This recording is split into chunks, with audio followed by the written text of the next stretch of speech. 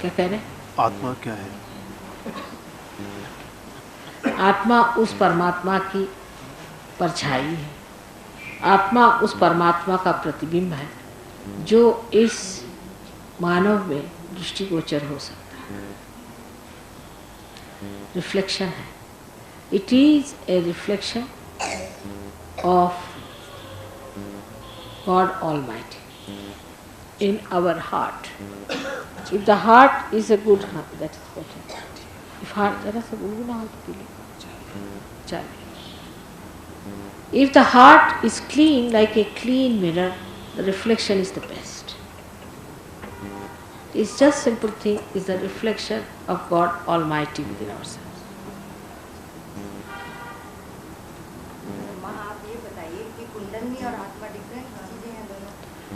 अच्छा बेटे बैठ. She has asked me a question. English में बताओ बेटा. हिंदी में. इन्होंने पूछा कि कुंडलिनी और आत्मा में क्या संबंध है.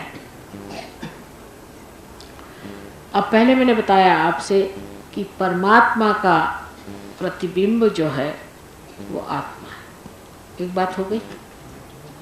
और परमात्मा की जो शक्ति है उसे आदि शक्ति कहते हैं, होली घोस्ट कहते हैं, या चाहिए तो उसको आप रूह कहिए.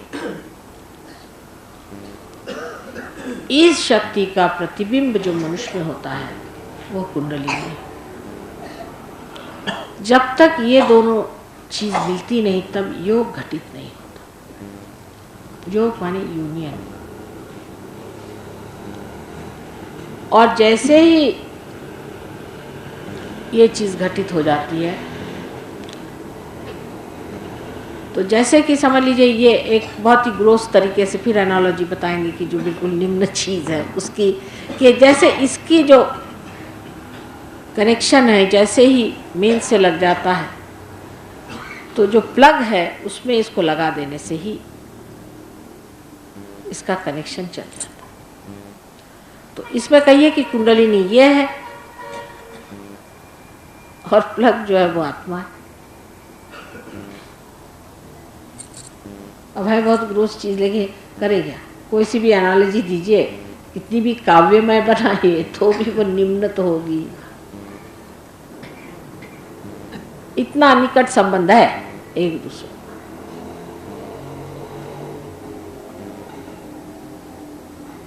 She asked me the question, what is the connection between the spirit and the Kundalini?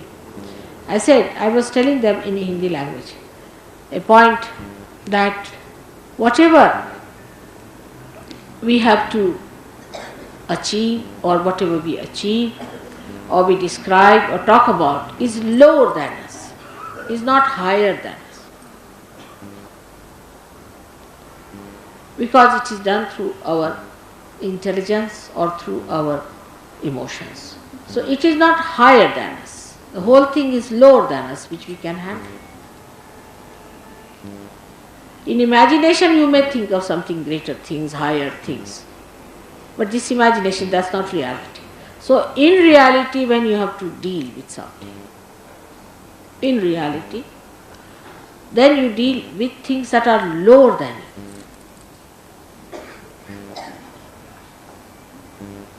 That's why many people say that, Mother, you are not practical. Many people say, Mother, you are not practical, because to them it looks as if I have a very impractical attitude towards things, because I must deal with the lower things. Like I said in Bombay, I will not pay any black money or anything. If I don't get the land, doesn't matter. So they thought I was not practical. I must say that you should pay the. By God's grace, some man donated us 1 acre of land without paying a single part.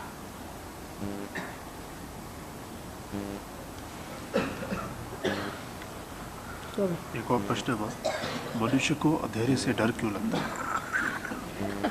सब मनुष्यों को नहीं लगता. There's a question why a man is afraid of darkness. Not all. Darkness is sometimes afraid of some men.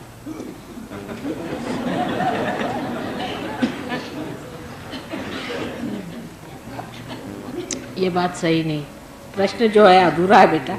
लेकिन डर इसलिए लगता है अंधेरे से, वही बात आ गई ना कि अदृश्य से इंसान डरता है। अंधेरे में जो जो गड़बड़ी इंसान ने की इंसान के ऊपर में, इसी से वो डरता है। और भी बहुत सारी बातें, पर ख़ास बात यह है कि इंसान के अंदर जब अंधेरा होता है तब उससे ज़्यादा डर लगता है। जब वो प्रकाश में आ जाता है उसको अंधेरा और उससे कभी डर नहीं लगता। अंदर में अंधेरा है, बाहर अंधेरा है, तो बहुत ही ज़्यादा अंधेरा हो जाता है। मनुष्य घबरा जाता है कि बाबा रे बाबा, रास्ता तो ऐसे नहीं मिल रहा, ऊपर से अंधेरा। लेकिन जब अंदर प्रकाश हो जाता है तो बाह्य के अंधेरे कोई दिखाई नहीं देते। अभी अंधेरा है आप सोचते हैं, और मैं इसमें भी बड़ी सुंदर चीज़ें देख रही हूँ।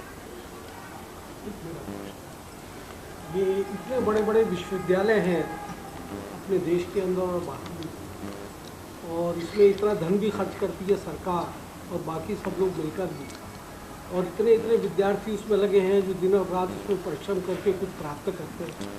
आपके हिसाब से माने वो छोटा सा लोअर स्तर का है। बिल्कुल। तो क्या ये जो आपने व्यवस्था बनाई, उसकी व्यवस्था के लिए कोई ऐसी व्यवस्था लोगों को नहीं दी जा सकती? जैसे मानो कि जिज्ञासु हो, जानने की इच्छा हो, न भी हो तो जिज्ञासा उसके अंदर पैदा की जाए, और उस तरफ भी लोगों को मोड़ देने के लिए कुछ आश्रम पद्धति या इस टाइप की जो पहले बताती थी, वैसी व्यवस्था। उसी की तो हालत बता रही हूँ कि वो आश्रम के लिए ज़मीन लेने गए तो कहने ब्लैक मनी दो, फिर कहने तुम ब्राइब दे दो, करते करते 12 साल तो बीत गए। अब एक साहब ने ज़मीन दे दी। आपके यहाँ प्रेसिडेंट साहब ने हमें ज़मीन दी क्योंकि उनको हमने ठीक किया था, तो उन्होंने हमको दे दी सब्जी मंडी में जहाँ बैल बैठते। सही बात, आप जाके पूछते, अजीब अजीब पागल लोग दुनिया में घूमते हैं। बताइए, आप सब्जी मंडी में दे दी। अभी इसको भी 4 साल बीत गए, सब्जी मंडी से फिर इधर ले गए, फिर उधर ले गए, फिर उधर ले गए, यही चल रहा। जब तक मनुष्य की बुद्धि ठीक नहीं होती है तब तक आश्रम भी नहीं बनने वाले मेरे ख्याल। आश्रम तभी बन सकते हैं जब आदमी सोचे भी इसकी ज़रूरत है, नहीं तो यहाँ वीरान यूनिवर्सिटीज़ बन जाएंगी और कोई उसमें आएगा ही। इसलिए पहले थोड़े आदमी के दिमाग में ठनकना चाहिए, उसकी ठनक ज़रूर बैठनी चाहिए, और इसीलिए कलयुग जो है इसी में ठनकेगा आदमी, नहीं तो उसके दिमाग में आने नहीं वाली बात। ऐसे समझाने से समझने नहीं वाले। आप बताइए, आज यहाँ पर आप इतने लोग बैठे, इस यूनिवर्सिटी के कितने सुविधे यहाँ बैठे हुए हैं, मतलब प्रोफेसर्स नहीं लेकिन लड़के कॉलेज के बैठे हैं। कोई देख लीजिए, है कोई? 1 2 3 4 5 बस 6 बच्चे बैठे। अब आप ही बताइए, अब क्या करूं मैं? इस यूनिवर्सिटी, यहाँ मैं दिल्ली यूनिवर्सिटी में कितने सालों से आ रहे, मैं आपसे बताऊं, करीबन 11-12 सालों से। 12 साल में आज 6 बच्चे मिले। अब बोलिए, इसे हम क्या करें बेटा? हम तो अपनी तरफ से बड़ी मेहनत कर रहे हैं, रातों दिन एक कर दिया, लेकिन यहाँ कोई इधर आता ही नहीं। फिर वो दिल्ली यूनिवर्सिटी हुई तो और भी हालत खराब।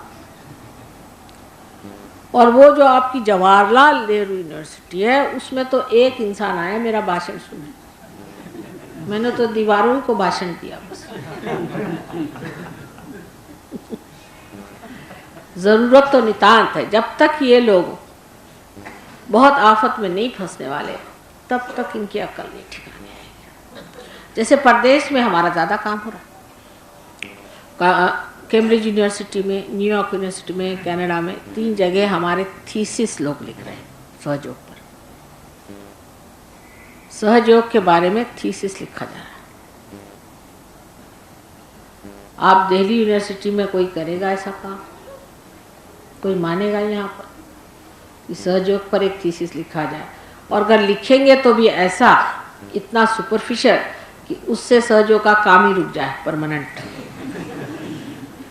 वो यही कह देंगे कि माता जी जो हैं वो सफ़ेद ही साड़ी पहन के बैठती हैं, या उनका फलाना ही है, तो ठिकाना है, कुछ भी अपने मन से जो भी वो सुपरफिशियल समझो बात कह देंगे, जैसे अखबारी चीज़ें चलती। तो ज़रा से यहाँ के लोगों को थोड़ी सी ठनक बैठने की ज़रूरत है, उसके बगैर इनकी अकल नहीं दुरुस्त होने वाली, ऐसा ही मुझे लगता है। 12 साल से मैं यहाँ आ रही बेटे, तब यह हालत है। इससे आप समझ लीजिए। अब आप इसी से समझ लीजिए कि मैंने मेरी मेहनत में कमी नहीं करी। और यहाँ पर ऐसे भी बहुत से हैं कि जो पार हो गए हैं, परदेश से आए हुए भी 130 लोग यहाँ बैठे हैं, उतने ही इधर के बैठे हैं। अगर परदेश से नहीं आए तो ये जगह भी नहीं भरती।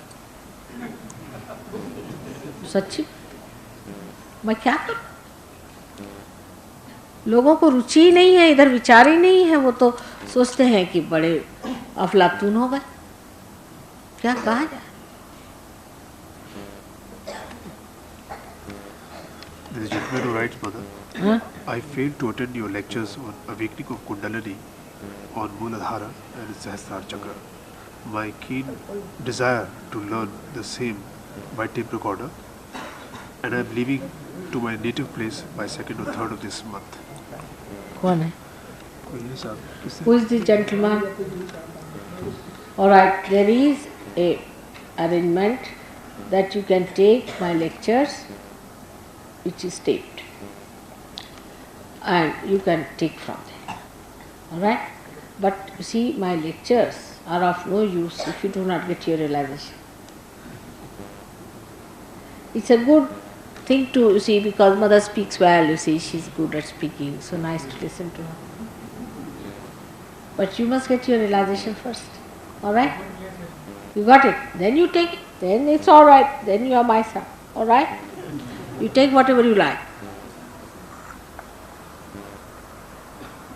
यही सब लिखते हैं कि during my 30 years of experience in religion and yoga, I have not seen such a eminent person who has got vast knowledge of Kundalini. Before I left Delhi, I wished to learn more about Sahaj Yoga and treatment. I came to Delhi last December. ये किसके पास गए थे? किसके पास गए थे आप पहले? कौन से एमिनेंट पर्सन के पास गए? हाँ? माता जी कौन? आपकी बात है। हाँ? आपका बताया, फिर आपसे सीखा। मुझसे सीखा था आपने? You learnt it from me? That is all. He's talking 30 years of experience in religion and yoga. 30 years experience कैसे हुआ? हाँ? स्पेशल है। I started my work only 12 years back. Overtime क्या है? It's all right, doesn't matter. But you better take the tape recorder. If you have got realization even today, you can take it. All right? That's all. You see, because without self-realization, it is just a tool in your hand. But once you get realized, it's a light in your hand. All right? That's why. उसको दे देना.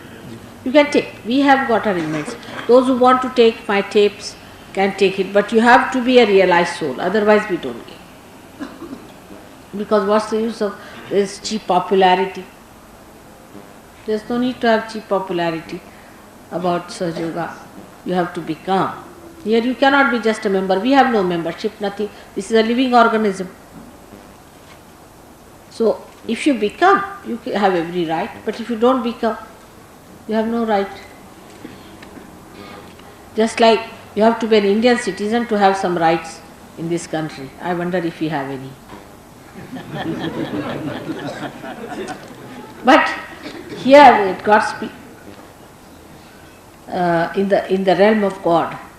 If you just enter into it, you have all the rights, and He looks after you with every support, with every help. So much so that you think you have now lost the meaning of miracles. Every step will be amazed. The same person he asked something about how to cure insomnia. Kill what? Insomnia. Insomnia. And he says, I did not understand last time because of 50% knowledge of Hindi. Insomnia is absolutely curable. If you have attended my lectures before this, I told you how to give balance to yourself. But in any case, you come to the center and they will tell you how to cure insomnia. It's absolutely simple. एक लड़के ने लिखा है कि आत्मा के साक्षात्कार के लिए जो भी फॉर्मूला या जो भी हम कर सकते हैं प्लीज़ बताइए ताकि वह एनर्जी मेरी बॉडी के साथ सिंक्रोनाइज या रेजोनेंस कर सके। मैंने पहली बार ये डिस्कोर्स अटेंड किया है। हाँ मैंने पहली बार ये डिस्कोर्स अटेंड किया है। हाँ, ये किस्सा आपका है प्रश्न आपका बेटे, बहुत खुशी की बात है। इन्होंने बहुत सही बात पूछी कि मुझे आत्मा साक्षात्कार चाहिए, बस हो गया, बस इतना बहुत वो हो जाएगा। लेकिन जब ये एनर्जी आपके अंदर से बहने लग जाए तब इसके बारे में सीखना पड़ेगा, जानना पड़ेगा, क्योंकि योग तो घटित हो गया, लेकिन योग का दूसरा अर्थ होता है युक्ति, कौशलम। माने योग जानने के बाद आपको समझना चाहिए कि इसकी कुशलता क्या है, किस तरह से इसको वर्कआउट करना चाहिए। योग का एक ही अर्थ नहीं होता है। योग का अर्थ एक तो हो गया कि यूनियन हो गया, और उसके बाद में उसकी कुशलता आनी चाहिए, उसकी डेफ्टनेस आनी चाहिए। हो गया? आपने हमें बताया आत्मा, you have told us Atma is Paramatma, Atma is a reflection of God. Then why is it that when somebody passes away, we pray, may God grant peace to the departed soul, as if God and Atma are two different things? No. That is true, God is supreme, All right. and we have to pray. I'll answer your question. It's not difficult to answer, because when you die, that time what happens to you is the point. You just don't become only the Atma, you become the soul, you become a Jiva. So with the Atma, Jeev is still with it. And that's why there is darkness. Because of Jeev is surrounding the Atma, we say that, oh God, please give peace to this Atma or to this Jivatma, to his soul, not to his Atma, to his soul, to Jivatma, so that the person becomes a better person, and when he is reborn, he doesn't hanker. Even when he is dead, if his Jivatma is not happy or peaceful, he may hanker around, he may hover around and may create problems. That is why we say Atma in itself is Shanti itself. But it is a Jivatma, it's not Atma. There are three elements still attached to the Atma. Only the earth element and the water element drop out. The rest of it is still there. क्या इस realisation के लिए जो आपने कुछ बताया, उसके लिए क्या आदमी गृहस्थाश्रम में रहकर ये सब चीज़? अरे भाई, गृहस्थाश्रम में नहीं होगा तो होएगा ही नहीं रियलाइजेशन। उल्टा हाल है सहयोग में। सहयोग में अगर आप गृहस्थाश्रम में नहीं रहेंगे तो सहयोग नहीं लाभ होता। अगर कोई सन्यासी बाबा होते तो हम उनसे कहते भैया कपड़े बदल के आ जाओ। गृहस्थाश्रम तो बिल्कुल त्यागना नहीं। ये सब आइडियाज पता नहीं कहाँ से आ गई, भगेड़ूपना होता है ये। इतना कंसंट्रेशन, इतना रियलाइजेशन, ये आदमी को एकांत तो चाहिए इसके लिए। कोई ज़रूरी नहीं, अपने अंदर ही सब कुछ है बेटे। एकांत की कोई ज़रूरत नहीं, अंदर ही घटित होता है, अंदर ही आप पाते हैं, और उसमें आप जान लेते हैं कि जहाँ आप बैठे हुए हैं, जिस वातावरण में, उसी में वो शक्ति आ गई। लेकिन अगर आप हिमालय पे चले जाएं, वहाँ भी जा कर के आप वरिड रहेंगे, और वहाँ भी आप चाहेंगे कि अपनी झोपड़ी के आसपास कोई चीज़ और बना लें और किसी तरह से अपने को सुरक्षित रखें। पर यहाँ तो जब आत्मा में आप जागरूक हो गए तो सबके अंदर रहते हुए अंदर से आप शांत रहे। आधुनिक विकास के लिए एक आदमी जो शराब पीता है, सिगरेट पीता है, मीट खाता है, और जैसे मुस्लिम धर्म में 4 बीवियाँ हैं, हिंदू धर्म में एक ही है, तो ये वैसे तो इंसान सारी दुनिया में एक है, तो ये बहुत सारे विद्वानों का स्पिरिचुअल आत्मिक विकास की शक्ति को बढ़ाने के लिए अलग अलग ख्यालात है। नहीं, अलग अलग कोई ख्यालात नहीं भाई साहब। क्या फर्क है? कहते हैं भाई जो सिगरेट पीता है ठीक नहीं है, मीट खाता है ठीक नहीं है, 5 बीवियाँ रखता है ठीक नहीं है, आत्मिक विकास उसका जल्दी नहीं हो सकता, वो अपने आप को समझ गए मैं, आप बैठ जाइए, मैं खाने पीने में, पहनने में ठीक रखना चाहिए। इसके बारे में क्या? हाँ बैठिए। देखिए, जो चीज़ें आत्मा के विरोध में पड़ती हैं वो चीज़ें नहीं खानी चाहिए। जो चीज़ आत्मा के विरोध में पड़ती है या चेतना के विरोध में पड़ती है वो नहीं करनी चाहिए। अब जब मोहम्मद साहब आए थे तो उन्होंने बताया भाई शराब मत पियो, क्योंकि तब तक सिगरेट नहीं आई थी, इसलिए वो नानक साहब बन के आया, उनका भैया आप सिगरेट मत पियो। तो अब कुछ लोग आकर मुझे कहते कि इन दोनों ने ये तो नहीं कहा था कि गांजा मत पियो। तो मैंने इनसे ये कहा कि भाई सबकी तुम लिस्ट बना के दे दो जो जो पी सकते हैं। मुझे तो मालूम भी नहीं क्या क्या पीते हैं और क्या क्या करते हैं। मतलब ये तो ऐसी चीज़ है ना कि आ बैल मुझको मार, ये पॉलिसी। अच्छे भले बैठे हुए हैं, एकदम से आपने शुरुआत कर दी पीने को, तो उसे क्या कहा जाए। लेकिन अब यह है कि समझ लो कि हो सकता है कि मैंने एक दो बात अभी नहीं कही और हम चल बसे, तो लोग कहेंगे कि माता जी ने इसको तो मना नहीं किया था तो यही करो। अरे भाई सीधा हिसाब ये लगाइए कि जो चीज़ आपने चेतना के विरोध में जाती है, मानिए कि जो आप शराब पिए वो आपके चेतना के विरोध में जाती है कि नहीं जाती, सीधा हिसाब है ना, तो वो ना करें।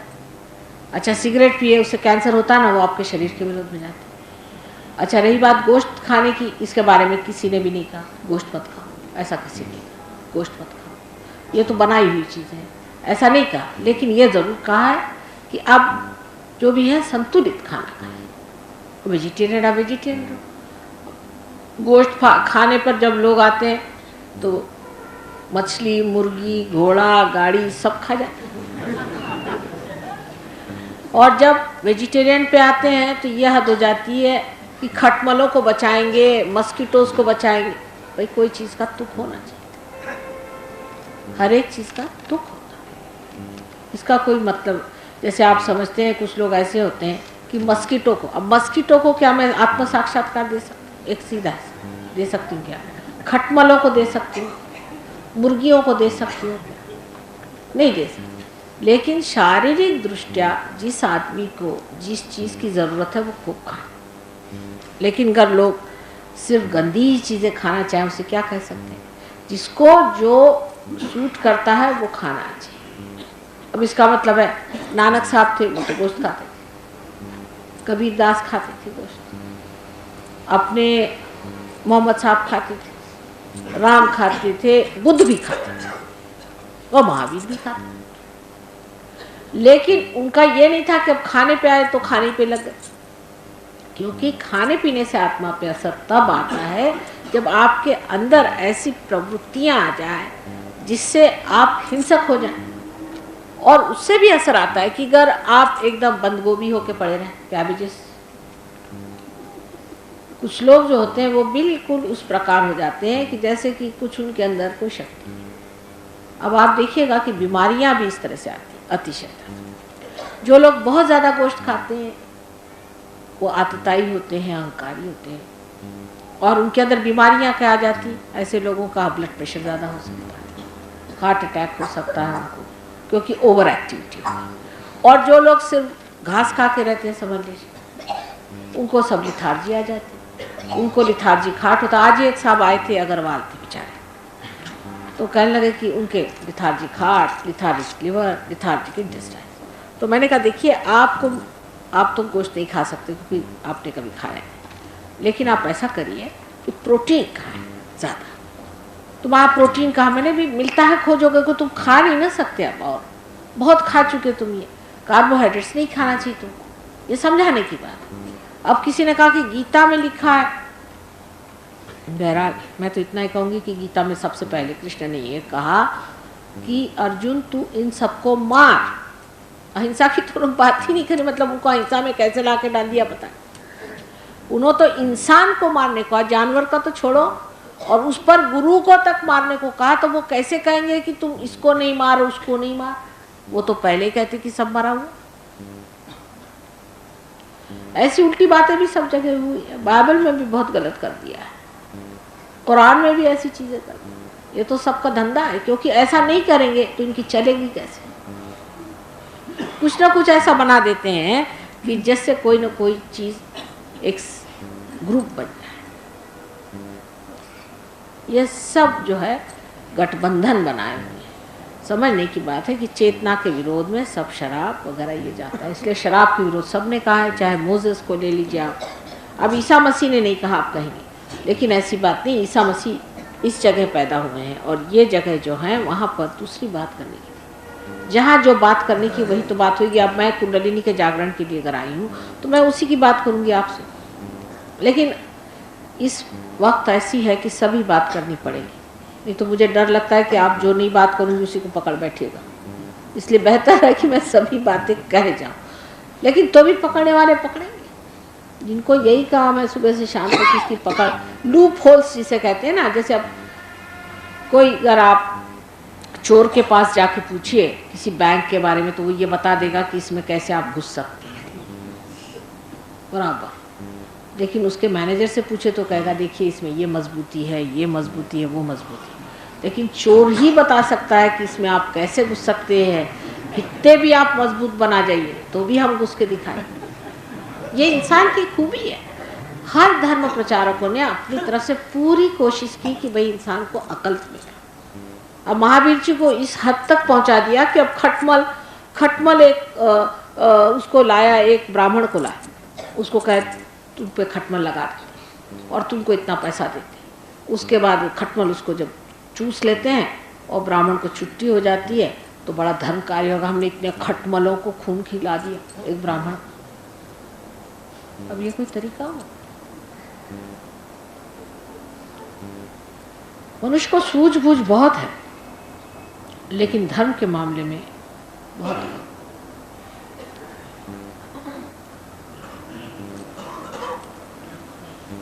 और खाने पीने का ज्यादा विचार करना भी ठीक है। रात दिन जो आदमी खाने पीने का विचार करते रहेगा वो आत्मा को क्या पाएगा आप ही। अब उपास होने का है तो उपास के बारे में लोग सोचते रहे कि क्या खाएंगे, कल उपास है, और मार हाय तो वह मच जाएगी, हनुमान जी का अवतार हो जाएगा उस वक्त कि इनका उपास है। पता हुआ, दूर से पता हो जाता कि यहाँ कोई उपास कर रहा है।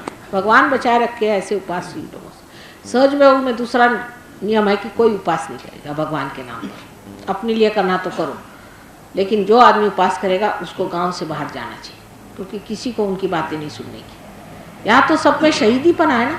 मैंने इतना उपास किया तो मैं सबको डंडे मार सकता हूँ, मैंने देश के लिए इतना त्याग किया तो मैं सबकी जान खा सकता हूँ। भाई काय को किया, किसने बताया?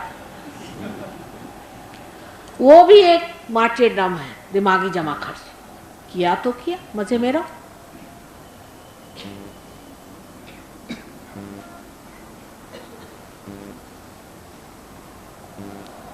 तो खाने पीने का विचार अति रखना भी दोषमय। पर पार हो जाइए फिर बात करेंगे, क्योंकि अभी करने में आप बुद्धि के तर्क पे चलेंगे, इसलिए पहले पार हो जाइए। किसी के लिए कोई चीज़ का कंपल्शन नहीं खाने पीने का, लेकिन अपने से जो बड़े जानवर हैं उनको मत खाइए। और सहयोग में ये नहीं कि आप सबको गोश्त ही खाना है या ये ही खाना है। जो खा रहे हैं वही ठीक है, ज़्यादा मत खाइए, कम खाइए। और कम भी इतना नहीं खाइए कि भूखे मरिए, दोनों के बीच में रहना है, मध्य मार्ग। कोई चीज़ का एक्सट्रीम व्यू मत लीजिए। जो आपको बीमारी होगी उसके अनुसार आप अपना डाइट रखिए। हम तो सिर्फ इस पे कहेंगे कि किसे प्रोटीन खाना है, किसे कार्बोहाइड्रेट्स खाना है और किसको फैट्स खाना है, समझे ना। और इस पर आप अपना तय कर लीजिए, आप जिस तरह से भी खाना खाना चाहें। उसके प्रति बहुत ज़्यादा विचार करना है तो अपने हिंदुस्तानियों का ध्यान ही जितना ही खाने पे। ये भी बात है, हिंदुस्तानी लोग बहुत ज़्यादा खाने को सोचते हैं, रात दिन उनका विचार पता नहीं क्यों इतना खाने पर, इतने नखरे खाने में करते हैं कि मैंने कोई देश में इतने नखरे करने वाले लोग नहीं देखे जितने हिंदुस्तान। और हालांकि हम लोग गरीब लोग कहने के लिए, लेकिन जितने नखरे हिंदुस्तानियों के हैं आपको कहीं नहीं मिलेंगे ऐसे जितने नखरे हम करते हैं। औरत जो है वो भी होशियार है, वो भी अलग अलग खाना बना बना के आदमी की ज़बान खराब करती है, क्योंकि अच्छा तरीका आदमी को घर बुलाने का, उसकी ज़बान पहले खराब कर दो। जब उसको काबू में कर लिया तब फिर वो दौड़ता फिरता है उस जीव के पीछे में। और इस कदर नखरे खाने के मामले में मैं आपसे बता नहीं सकती। बंगाल में आप जैसे है रोहू फिश खाएंगे, वहाँ रोहू होता नहीं तो रोहू खाएंगे, वही खाएंगे जो होता है। और वो जाता है सेंट्रल इंडिया से, एक बार वहाँ रोहू फिश नहीं मिली, मतलब उनके यहाँ छोटे छोटे पोखर में मिल जाती, तो भूखे मरने लग गए। तो हमारे बम्बई से कुछ लोगों ने बड़ा पैसा वैसा इकट्ठा करके एक पूरा जहाज़ का जहाज़ भेजा। उन्होंने वापस कर दिया कि हम तो सी फिश खाते नहीं, लाटसाई भी देखी और सबके सब वापस आ गए, हम सी फिश हम नहीं खा सकते। दुनिया में कोई ऐसा नहीं, आप कहीं जाके देखिए कि जो सी फिश नहीं खाता ये फिश खाता है। खाने को बैठो तो वो चाहिए, ये चाहिए, इसमें नमक ठीक नहीं, उसमें ये सब कहीं नहीं होता, ये अपने देश में। और इतना ज़्यादा खाने के हम लोग शौकीन हैं, इसकी कोई हद नहीं। इसलिए खाने की तो आप बात ज़रा भूल ही जाइए थोड़ी देर के लिए। तो अभी थोड़ी देर बाद खाने का टाइम आएगा, अभी time Is truth beyond the sense perception, or is truth whatever we perceive and whatever we do not perceive? It's correct. This is a very good question. Is truth beyond sense perception? It is, absolutely. Because if we perceive through our senses, whatever we perceive, through our senses is the truth, then we don't have to seek anymore. Whatever we perceive through our senses is what is very apparent, gross, not the subtle. What is behind the gross we cannot perceive. For example, we cannot say how to make an atom.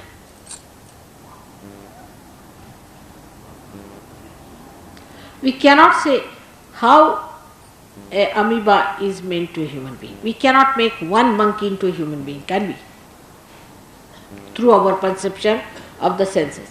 Through our perception of the senses, we cannot do the subtle thing which is behind the gross. So we cannot perceive through the senses. But once you have perceived it, you can feel it through your senses.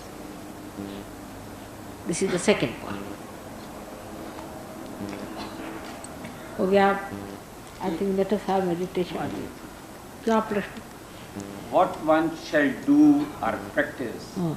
Number one, for purification of his mind, thoughts.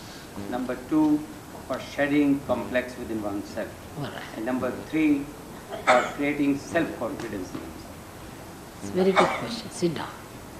You have to just get to your Atma. You have to become your spirit. That once happens to you, the first thing that happens actually when the Kundalini rises, when she crosses this Agya Chakra, you get Nirvichar Samadhi. You get beyond thoughts. That's first thing happens.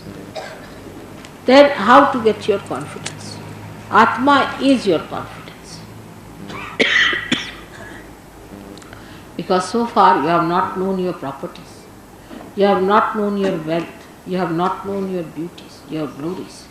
Only through the eyes of the Atma, when you discover how tremendous you are, you will know it. For example, till this instrument is not connected to the mains, it has no meaning, it's zero. It has no value. But once it is connected, it has the value. In the same way, once you are connected with the mains, you have your own value. When you know your value, your whole value system changes and you evaluate it yourself in a different way, that you know you are the spirit. That's how you get your confidence. Now the purification part of it, that also without the light you cannot purify yourself. Whatever purification you do in darkness, one side you may be cleansing, another side you will be dirty. It happens very much in life. See, some people say, I am going to conquer my ego. You cannot conquer it. You go on fighting with it. See, it fights with you. And if you try to put down your ego, you get your super ego, means you get a meek person, you become like a cabbage. Either you become this or that. You cannot be in the center. Now with Kundalini, what happens when she raises cups up here? At this point, when it is awakened, this center, it sucks in. It sucks in on from both the sides, your ego and super ego. Both the things. Your conditionings, your sins and everything, and on the other side your ego. Both are sucked in. Once it is sucked in, immediately you see what happens, that your Sahasrara is open, this part, fontanel bone area, and the Brahmarandra opens in, and you enter into that subtle awareness. So the so-called karmas and all these things are sucked in. After all, who does the karma is the ego. Once it is sucked in, there is no ego left. In that egolessness, you become one with it. So it is a spontaneous, automatic happening.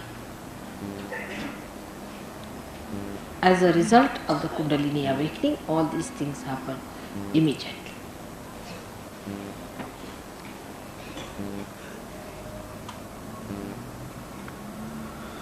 What was the soul before entering body?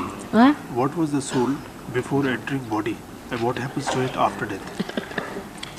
अभी ये चले पूछने, ये पूछ रहे हैं कि what is the soul before the birth, what is the soul after. बेटे, just now you are a human being. Alright, just now you should not worry about these things. Everything you cannot know in every one lecture, can you? So now, don't worry about this. Why worry about the past or the future? Because past is finished. क्या? ये रहता है. Past is finished and the future doesn't exist. So we have to be in the present. Now how to be in the present? Just now if I say pay attention to yourself, can you pay attention? That's why let the Kundalini rise. You get your realization. Then we'll talk about the past and the future. Just now you get the present.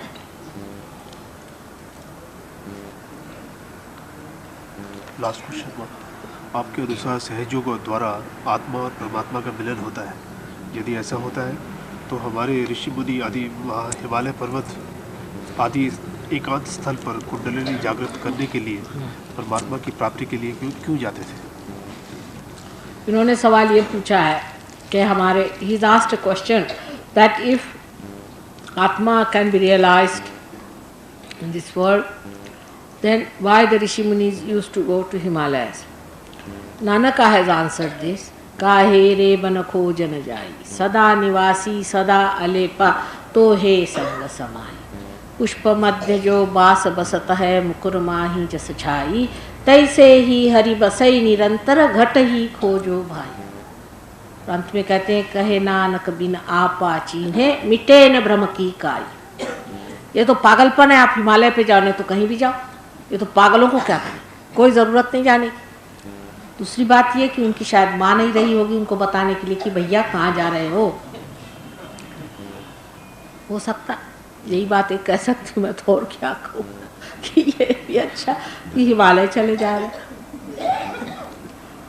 सब प्रकार कर देखे लोगों ने, हो गया अब पालो बस, सब हो गया. हिमालय गए, आप लोग बहुत हो आए हिमालय में पिछले जन्म में, अब इस जन्म में यही ले लीजिए. गिरी कंदरों में अगर परमात्मा मिलते होते तो फिर क्या कहना था. भाई संसार में रहना सबसे बड़ा यज्ञ है. पलायन करना तो बहुत ही आसान चीज. संसार में रह के गृह कर्म करके और परमात्मा को पाना ये सबसे अच्छी विधि है. यही सहयोग. ये जो द्राविड़ी प्राणायाम है ये करने की ज़रूरत नहीं. और दूसरी बात है कि आपकी अगर माँ है कोई तो वो तो नहीं चाहेगी कि अपना बेटा हिमालय में जाके ठंड में बैठे. अभी यहाँ भी ये लोग ज़रा ठंड में बैठे तो मेरा जी कुमला गया कि बच्चे बाहर बैठे ठंड में बैठे. तो हिमालय में तो मैं किसी को नहीं जाने दूँगी. आप चाहे तो भी होंगे, ऋषि मुनि जाते होंगे तो उसको हम क्या करें. हम तुमको नहीं जाने देंगे, बस सीधी बात.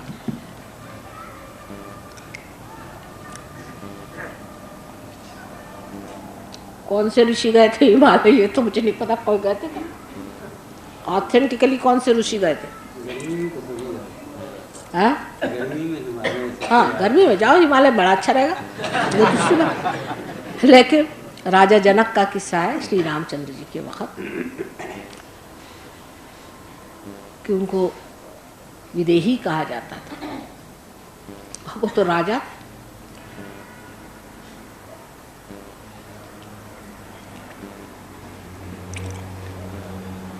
Do you know truth?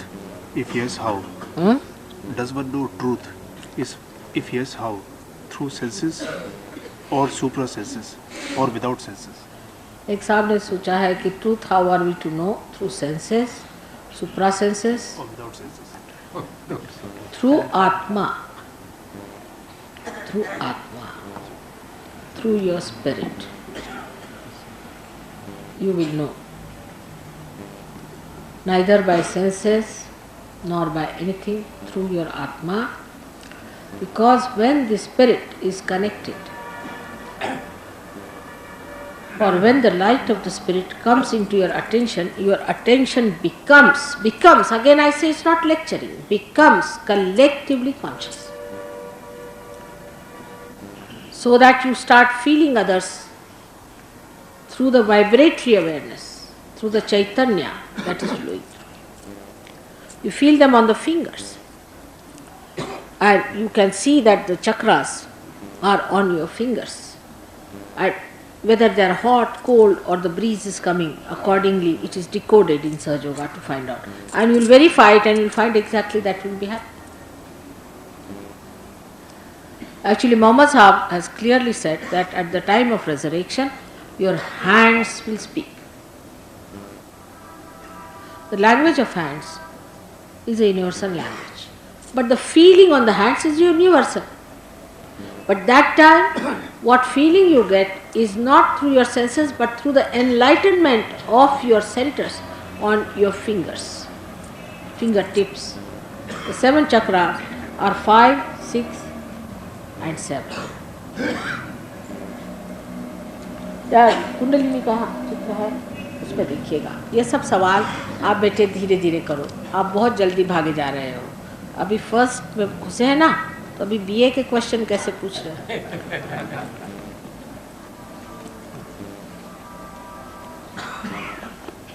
ठीक है. और किसी को कोई सवाल है तो पूछ लीजिए, नहीं तो बीच में खड़े हो जाते.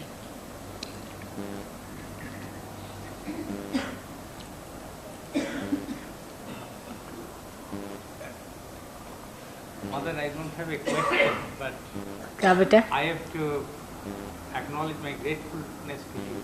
2 weeks ago, I escaped a road accident. Through you saved me from a road accident. Just 2 weeks ago. Hindi में बोलिए, फिर से खड़े हो जाइए, खड़े होके बोलिए. Now, 2 weeks ago, अच्छा अच्छा. 2 वीक पहले मैं रोड क्रॉस कर रहा था. एक राइट से बहुत जोर से गाड़ी आ रहा था. एक्चुअली मैं सोचा कि मैं just I always carry your picture in my just I do not know how I thought. That's what I told you, that God looks after it. For God, what is miracle? What is miracle for God? आपके किस्से से और भी एक किस्सा सुना दें. आप बैठ जाइए. बहुत मेहरबानी. आपने कहा और बताया कि कैसे वो सहयोग में आए सिर्फ 2 हफ्ते और वो कैसे उनकी बचत हुई. लेकिन ऐसे बहुतों की बचत हुई है. बहुतों ने मुझे चिट्ठी लिख के भेजी. एक उनकी बस गिर गई थी 80 फुट नीचे और 2 बार गोल घूम करके वो जब चारों जमीन पर चारों पैर जमता और उसमें कोई मरा नहीं, कुछ नहीं हुआ. और जो ड्राइवर साहब थे मारे डर के भाग खड़े हो गए. तो एक ने कहा भाई मुझे तो बस चलाना आता. उनका अब क्या बस का बचा होगा. वो उतरे, उन्होंने चाबी चलाई तो चाबी चल गई, गाड़ी ऊपर आ गई और सब लोग चले. तो उन्होंने कहा इसमें कोई ना कोई संत बैठा हुआ. महाराष्ट्र की बात है, महाराष्ट्र में लोग मुझे जानते. तो उसमें हमारी एक सहयोगिनी बैठी थी, उसके हाथ में मेरी अंगूठी थी. हाँ, ये माता जी की संतनी, सब उसी के पैर पे आने, तुमने बचाया. ये तो कुछ भी नहीं. लेकिन आगे की बात बताएं आपसे कि अभी अभी बेडफोर्ड में हम एक दिन भाषण दे रहे थे.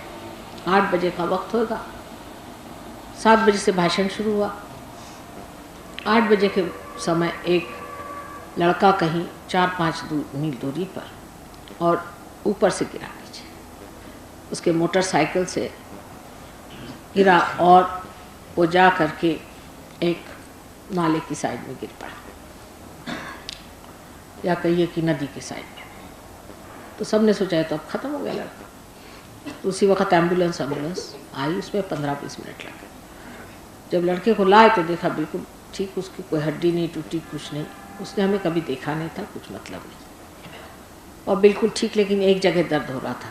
तो उसको जब अस्पताल ले गए तो उनका भाई ये तो कुछ समझ में नहीं आया, ना तुम्हारी हड्डी टूटी ना कुछ हुआ, तुम इतने बिल्कुल जैसे कोई फुटबॉल उड़ाता है इस तरह से तुम नीचे गिरे और जैसे कि वैसे.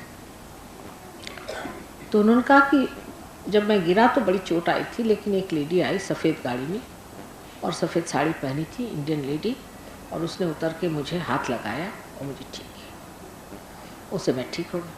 तो न्यूज़पेपर वाले बड़े, आप तो जानते हैं न्यूज़पेपर वालों को कोई चीज़ चाहिए, तो उन्होंने छाप छूट दिया कि एक इंडियन लेडी आई, ये हुआ. उसके बाद तीसरे दिन उन्होंने हमारा फोटोग्राफ देखा न्यूज़पेपर में, तो वो दौड़े दौड़े गए बताने के लिए कि यही वो लेडीज ने ठीक कर दिया।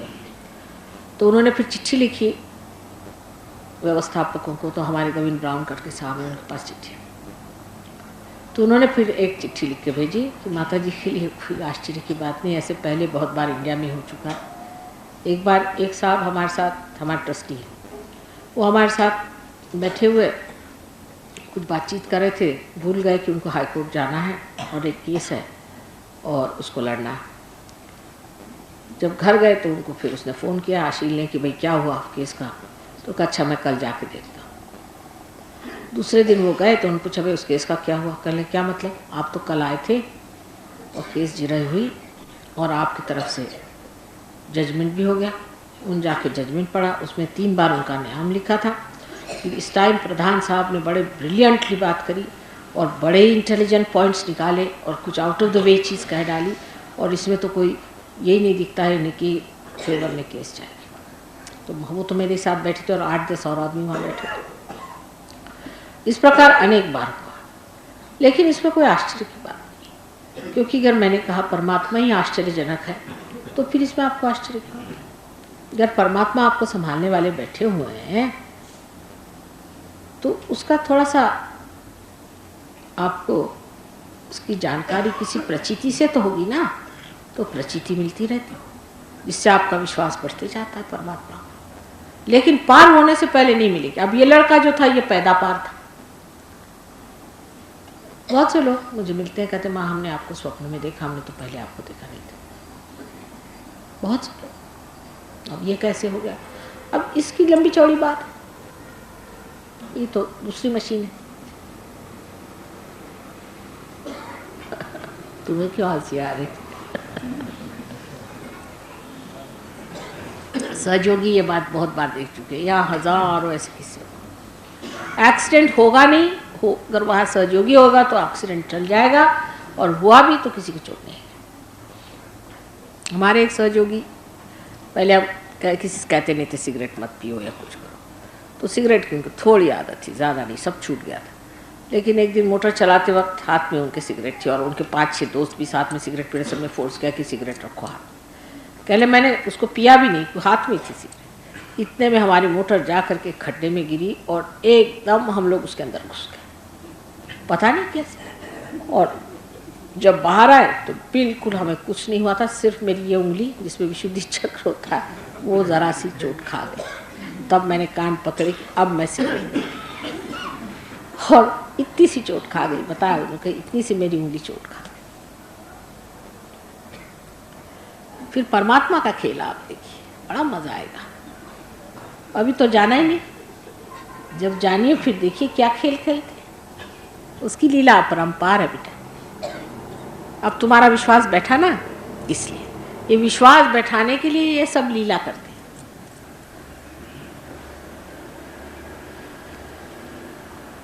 यहाँ पर हर सहयोगी आपको अगर बताने लग जाए तो एक किताब लिख डाले, सबके एक एक अनुभव है। हमारे वर्मा साहब हैं, वो खुद ही इतनी ज़ोर से गिरे थे, देखिए उनको कोई विश्वास नहीं करेगा कि इतने ज़ोर से गिरे हुए और बिल्कुल मरते मरते बचे हुए इंसान। बहुत सारे लोग, इसकी कोई ऐसी बात नहीं, लेकिन आपने कह दिया, आपकी मेहरबानी। सब लोगों को इससे विश्वास होता है। आप में से कोई ये बात उठ के कहे, बहुत बड़ी बात है। तो फिर ठीक है, अब इसका एक्सप्लेनेशन क्या दें आपके? साइंस में तो कुछ नहीं बैठने वाला, साइंस से परे, सेंसस से परे। जो महाशय सेंसस के बारे में जानते हैं वो क्या एक्सप्लेनेशन इसका सुनेंगे? ये मशीन और है, मैंने आपसे कह दिया, भगवान की मशीन और है। अच्छा पार हो गए, चलिए कोशिश करें। पर यह है कि जैसे आज सोमवार को आए हैं, अगले भी सोमवार को आप आइए, ध्यान धारणा करें। यहाँ पर हमारे और भी लेक्चर होते हैं, इसमें उतरना पड़ता है। पहली चीज़ है योग को प्राप्त करें, और दूसरी चीज़ है इसमें कुशलता प्रवीणता करें, और परमात्मा के आशीर्वाद से पूरी तरह से आप सिंचित रहें। बेटा कर्म बलवान है माँ या योग? कर्म बलवान है या योग? योग सबसे बलवान है बेटा। कर्म का तो कोई मतलब, कर्म तो सिर्फ एक भ्रम है। आप करते क्या है? ये भी भ्रम। आप करते क्या है? कोई मरी हुई चीज़ से मरी हुई चीज़ बना दी। आप जिंदा काम तो एक भी नहीं कर सकते। एक फूल से आप फल नहीं निकाल सकते। तो कर्म करते क्या? आप लोग दिमागी जमा खर्च की, मैंने ये बुरा किया, मैंने अच्छा किया, इसी में अपने को परेशान किया। पिछले संस्कार कर्म है ना, हाँ, पिछले संस्कार जो है वो कर्म है। तो वो भी इसमें, अगर कोई आपके कर्म खाने को बैठा है तो आप क्यों परेशान हैं? कोई होता ही ऐसा जो आपके कर्म सब खा जाए? हो सकता है, हो तो सकता है कि नहीं? ठीक है, आप हम पे छोड़िए, आपके कर्म जरा देखें तो क्या है। जब परमात्मा को आप जानते हैं लेकिन समझते नहीं। परमात्मा जो है प्रेम का सागर है, दया का सागर है, क्षमा का सागर है। सब चीज़ आपकी एक क्षण में खत्म कर सकते। आप बिल्कुल ये ना सोचिए, ये सोचना भी नुकसानदेह है। अगर आप सोच रहे मेरे पूर्व कर्म खराब थे, ये था, सो तो कुछ बात बनने नहीं वाली। आप ये सोचिए कि मैं आत्मा हूँ और आत्मा निर्दोष है और मैं आत्मा ही बनना चाहता हूँ। इसी विचार से जो आदमी आएंगे वही पार होंगे। और जो इस तरह से सोचेंगे मैं किसी काम का नहीं और मैं बेकार हूँ और मेरे पूर्व जन्म खराब है, उनका कुछ नहीं बनने वाला। आपको तो मैं मंदिर बना रही हूँ जो परमात्मा का साम्राज्य है। ठीक है, मैं तो आपको नहीं मानती आप कोई दोषी है, मैं तो मानती हूँ आप मंदिर हैं। अब बेटे अब बहुत हो गया, जितने लेक्चर से ज़्यादा भाई अगर मैं सिर्फ आंसर देते रहूँ। अच्छा, एक अब आखिरी सवाल, आत्मा और सूक्ष्म शरीर में क्या रिलेशन? आत्मा और सूक्ष्म शरीर। सूक्ष्म शरीर जो होता है वही जीवात्मा का जो जीव है उसे सूक्ष्म शरीर कहते हैं, और आत्मा बिल्कुल अछूती चीज़ है। समझे ना? अभी मैंने उसकी व्याख्या की है, फिर किसी दिन तुम हमारे भाषण में सुन लेना तो समझ लो। अभी उसकी व्याख्या मैंने बता दी। ये कहा जाता है वहाँ जी, अब फिर से बेटे तुमने 4 सवाल पूछे। अगर परमिशन हो क्या कहा? कहा जाता है छोड़ दो, अभी जो होता है वो दिखा देते हैं ना। एक बड़ा मामूली सा है। ये अक्सर कहा जाता है कि जो कुछ भी होता है उस विधाता की इच्छा से होता है। ठीक है, मनुष्य जो भी करता है, चाहे वो नेक काम करता है चाहे बुरे काम करता नहीं ये नहीं कहा, ये बात गलत है। है, यही इसी चीज़ नहीं की- नहीं ये बात गलत है, नहीं। ये आप अपने मन से मेरी कहें। बेनती आपसे यही है कि इसके ऊपर थोड़ी सी लाइट थ्रो कीजिए। अच्छा आप कहाँ तक ये सही आप बात है? बैठिए, आप बैठिए। परमात्मा जो करता है वो उसकी इच्छा से होता है, पर मनुष्य के लिए उसने स्वतंत्रता दे दी है। मनुष्य को उसने स्वतंत्रता दे दी और स्वतंत्रता में उसने कहा कि तुम आराम से रहो। पहले यही कहा, पहले मनुष्य को उसने ये नहीं कहा कि तुम खोजो, नहीं कुछ नहीं कहा। उसने कहा तुम अब आराम से रहो। बाइबल में इसका उल्लेख आपने सुना होगा कि उनको एक गार्डन दे दिया, उनसे कहा शांति से बैठे रहो, ऐसे रहो। लेकिन इंसान को चैन कहा, उसने ऐसा क्यों कहा? जब ये गलत रास्ते पे चल पड़ा तो अब वो इतनी लंबी चौड़ी चीज़ चल गया है, फिर उसके लिए अवतरण हुए, ये हुआ, सब परेशानी, नहीं तो कब के कब हो जाता है ये। तो आपको स्वतंत्रता परमात्मा ने जरूर दी, क्योंकि स्वतंत्रता इसको पाए बगैर आप स्व के तंत्र को नहीं जान पाएंगे, इसलिए स्वतंत्रता दी। आप भला करिए बुरा करिए ये आपका है, बाकी परमात्मा जो है वो सारा कार्य करता है, इसमें कोई बात नहीं। आप अपना बिगाड़ना चाहे तो बिगाड़ सकते हैं, अच्छा करना चाहते कर सकते हैं, उसको परमात्मा क्या करे, क्योंकि आपको स्वतंत्रता दे दी। और जो दी हुई चीज़ वापस लेने के लिए वो इंसान थोड़ी ना है, वो तो भगवान है। अब जाइए, अब आपको अगर जाना है नरक में तो जाइए, क्या करें। अगर स्वर्ग में आना है तो भी आ सकते, तो इतना लंबा घुमाव करना पड़ गया। उस वक्त जल्दी से जो काम हो सकता था उसके लिए इंसान को इतना लंबा घूमना पड़ा, अब तो रास्ते पे आ जाइए। ठीक है, स्वतंत्रता तो आपकी है ही, इसीलिए तो हम बैठे लेक्चर दे रहे हैं। और अगर आपकी स्वतंत्रता नहीं होती तो लेक्चर देने की क्या जरूरत है, ऐसी पार करा देते। अगर आप स्वतंत्र नहीं होंगे तो इस संपूर्ण स्वतंत्रता को आप समझ नहीं पाएंगे, पहले स्वतंत्र होना पड़ेगा। इसलिए आप स्वतंत्र हैं और आपकी स्वतंत्रता में ही हमारी विनती है कि आप अपने आत्म साक्षात्कार को पाएं और अपनी स्वतंत्रता से इसे स्वीकार